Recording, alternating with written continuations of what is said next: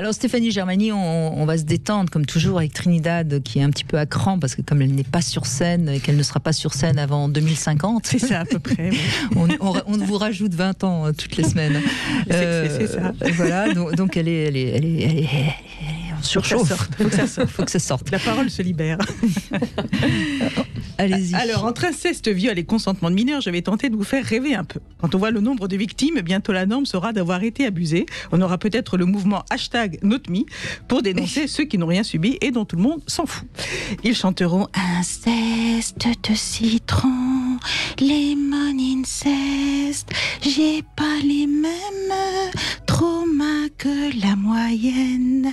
Je comprends pas pourquoi on n'a pas fait l'amour ensemble avec mon père, mon oncle, mon frère, mon cousin et même mon grand-père. Bravo Trinidad. Écoutez là, franchement, vous nous l'aviez pas faite encore cette imitation. Mais c'est intéressant, n'empêche, quand on pense à cette chanson, elle serait interdite aujourd'hui. Oui, mais en même temps, ce que vous disiez tout à l'heure, il exprimait clairement son fantasme, et du coup, il ne le faisait pas, quoi. Mais d'avoir fait quand même chanter sa fille. Oui. Ça, c'est quand même moyen. Ouais, ça, c'est très moyen. Trouver quelqu'un d'autre pour jouer sa fille dans cette thématique. Je trouve aussi, on est d'accord.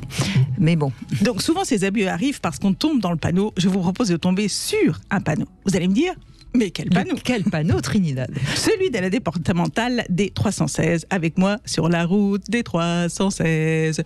Sur la route des 316. On veut interdire la baise. On veut interdire la baise. C'est la départementale qui mène au château de Champlâtreux. Connaissez-vous le château de Champlâtreux? Non. Moi non plus. Et pourtant, c'est un très joli château au luxe exceptionnel avec 4 grandes salles d'apparat, 23 chambres, chacune avec son cabinet de toilette, sa garde-robe et sa chambre de domestique.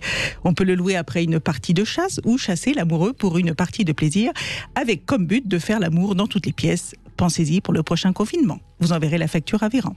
Ô Véran, mon cœur est malade, le Covid, je dois fuir. Ô Véran, mon cœur est malade, je m'en vais le soigner à Champlâtreux et jouir. Vous allez me dire, mais où est le château de Champlâtreux? Mais où est le château de Champlâtreux? Eh bien, Champlâtreux. Comme son nom l'indique, à moitié, il est à Épinay, Champlâtreux, dans le Val d'Oise. Et il n'y aurait jamais eu de panneau en 2021 si Édouard Mollet ne s'était pas installé là en 1567. Et c'est là qu'on se dit, c'est fou, comme le choix d'un homme à Champlâtreux au XVIe siècle bouleverse le quotidien de certains au XXIe. Comme chantait Yves Duteil, il a fallu qu'un jour un marquis s'y installe et construise une maison qu'il lègue à son garçon, et qu'on arrive ainsi au bout de quelques mal à installer des panneaux pour une interdiction. Car tout commence avec Édouard Mollet, qui était déjà parlementaire à l'époque. Il obtient la terre de Champlâtreux, érigée en marquisat, faisant de lui le marquis de Mollet. Et de Mollet, c'est mieux que tes œufs durs. Donc, l'ami Mollet, et l'ami Mollet, c'est déjà une bonne longueur, se construit une petite bicoque sur son bout de terrain avec sa femme, l'ami Molette, qui n'en fait pas un fromage. La mimolette. La mimolette se fait raclette. Mimolette, quand elle a son toit sur la tête.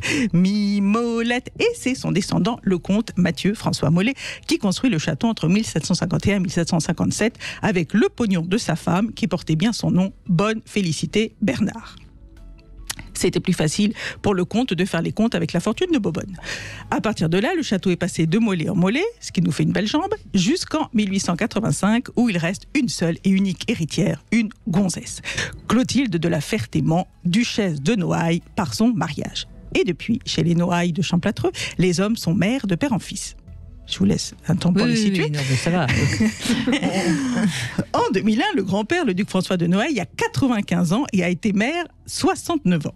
Il décide de passer la main à son fils et en 2020, en plein Covid, c'est le petit-fils, le marquis Emmanuel de Noailles, qui a repris le flambeau à 38 ans.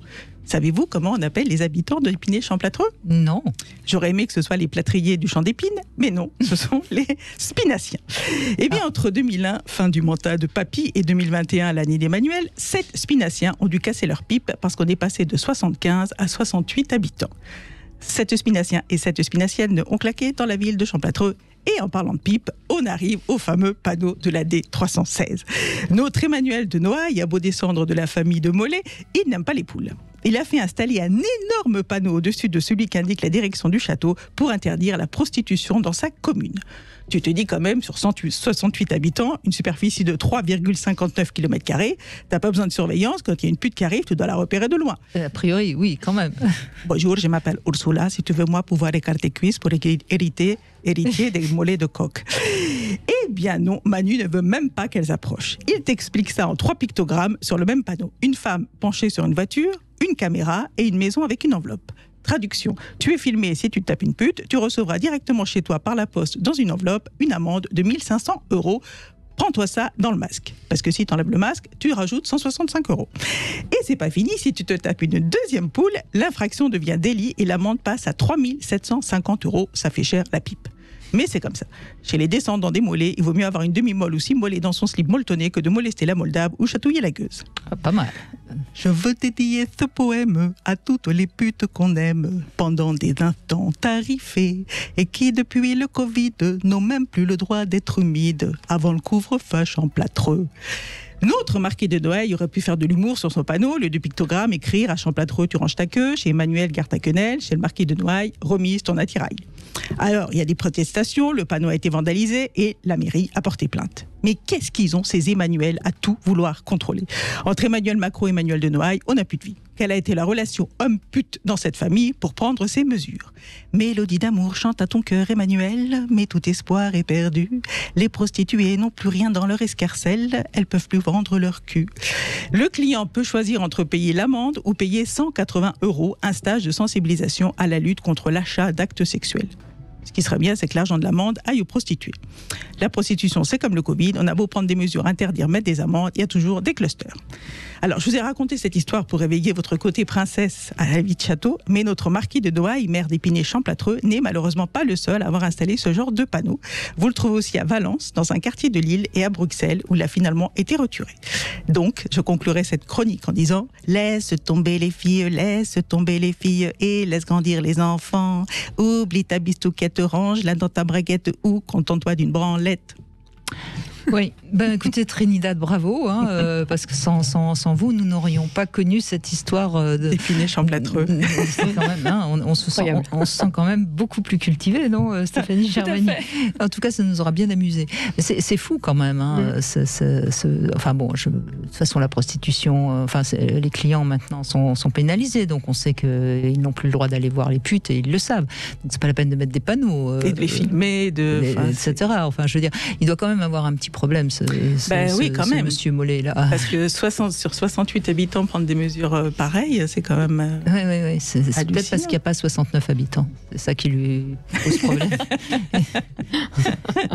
C'est un retour du refoulé. C'est un retour du refoulé, exactement. La 69e personne, ça serait une pute, donc c'est pas possible. Il faut absolument interdire tout ça. Ça doit être ça. Merci Trinidad de nous avoir fait sourire et on attend la reprise du spectacle pour que tu t'aimes encore. On l'attend. Mais en attendant, à force de l'attendre, en attendant des petits rendez-vous, elle retombe. Peut-être aller m'installer à Épinay-Champlâtreux.